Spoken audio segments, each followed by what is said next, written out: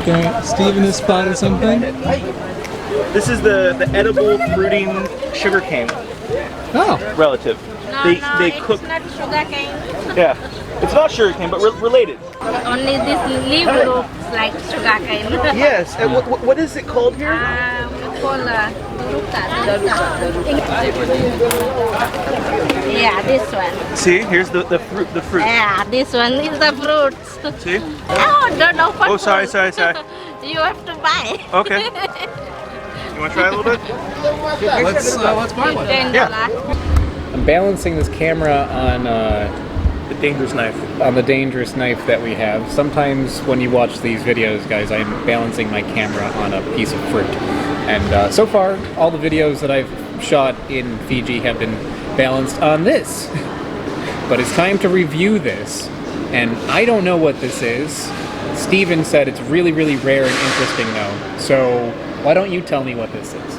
So before this trip started, there was about 8 species of things that I wanted to find, and this is one of them. This is from the same group as sugarcane, but instead of being domesticated for the sugary stem, yeah, it looks like sugarcane. Like when you look at the cross, look at the end there. bring it up to the camera, like that looks a lot like sugarcane. Yeah.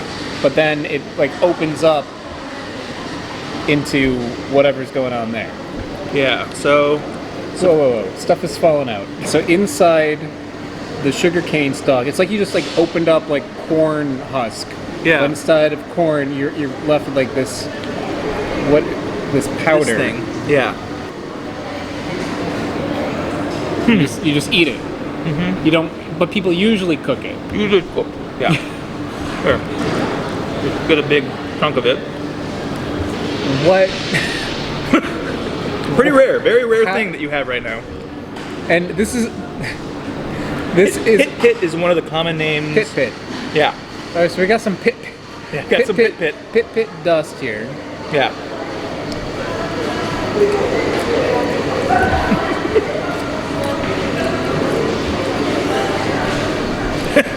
Not a fan? Tastes kind of like corn. Yeah, kind of like tamale. It's like, yeah, it's like eating a crumbly, dry tamale. Yeah. But mild. And it's Very got mild. a mild corn flavor. Kind of hard to palmy. I like that. That's all weird. right. Yeah, it definitely tastes like something you need to do something with. But the flavor that is there in its raw state tastes like corn flour. But it's so weird. And is this a different species than sugarcane? It's the same species. So it's just Same like species. broccoli and cauliflower. Okay. So it's the same species where they grew this for this thing. Jared from the future here. I'd like to just point out that my good buddy Steven there ever so casually just opened up a big can of worms when he mentioned that Pitpit and sugarcane is kind of like cauliflower and broccoli. What does that mean? What he's referring to is the fact that these two vegetables are actually the same species. Kind of makes sense, they look similar. Well, it goes further. It's not just broccoli and cauliflower, but also cabbage, Brussels sprouts, kale, kohlrabi, there's a bunch. And you know, that is maybe a bigger can of worms, a full 110 ounce can of worms for me to deal with in the future. But right now, let's just focus on these two. They are from the same exact plant, okay? All of those things are from the same exact plant. And how that happens is that humans over time will selectively breed a plant to choose characteristics that they like, okay? So if you were to choose plants that have a little bit bigger leaves and then bigger leaves and then bigger leaves, eventually you get a plant that maybe is like kale or collard greens.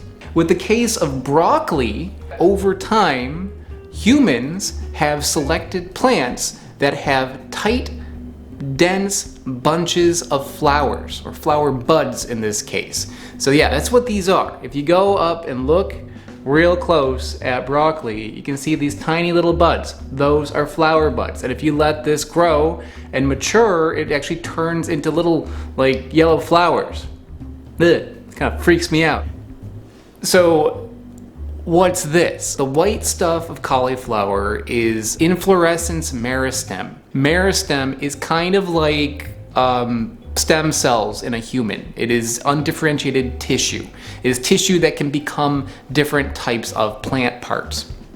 And in the case of cauliflower, the meristem is becoming something kind of like broccoli, is becoming like a flower bud. And people over time have selected cauliflower, which maybe it started as a mutation or something like that, to have like a big full bunch of that kind of material. So it is a meristem that is developing into a flower, but never quite gets there, as far as I understand.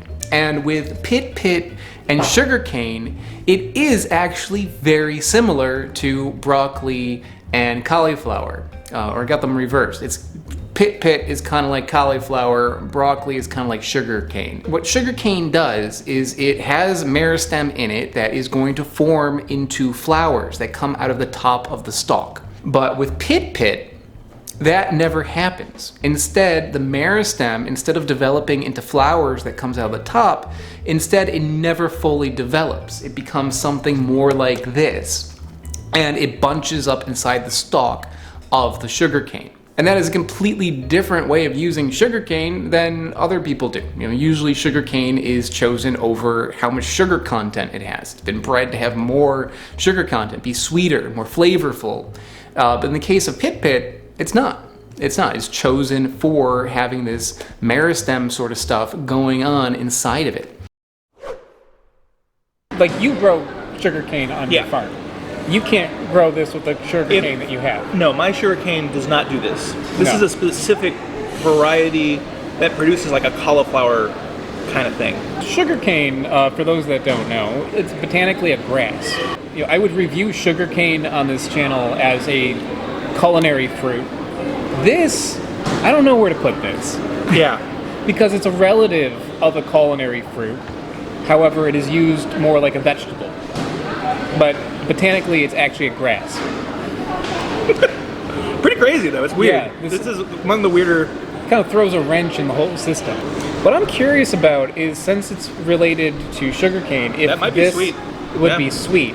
Okay, so I'm going to split this, and that looks like sugarcane. Yeah. So maybe it's sweet. It's related. It's the same species as sugarcane. So let's see. It tastes like sugarcane. A less sweet version. Far less sweet. But kind of asparagus-y. Yeah, asparagus-y, vegetal, not sweet sugarcane. It's like a little sweet. A little sweet. But not a lot. If you ever had a sugarcane raw before, just like suck out 80% of the sweetness. But leave that so cool. Kind of like vegetal sort of flavor that it has. Ooh. This is a weird one. This is really, really weird. I didn't know this existed, and it's apparently very rare. So, yeah. Stephen, thank you for pointing this out to me. I would never have thought to buy this. They wanted us to buy like a giant amount of it. I wish we had the time to actually like cook it. Yeah, I really wish. Maybe in Vanuatu. We're leaving Fiji, guys. We're gonna go to another island, but we're gonna keep an eye open for this. And if we find it again and we have the means to cook it, we're gonna cook it and we're gonna blow your minds. Yeah. Me from the future again. Yeah, we didn't find it again. I'm sorry. We tried to. We really tried to, but this was the only vendor that we saw during our whole trip that had Pitpit. And when we asked people about it, everyone knew what it was. My favorite piece of information that I got about Pitpit was when I asked my my hotel host about it, and she referred to it as pregnant sugarcane, which is a great name for it.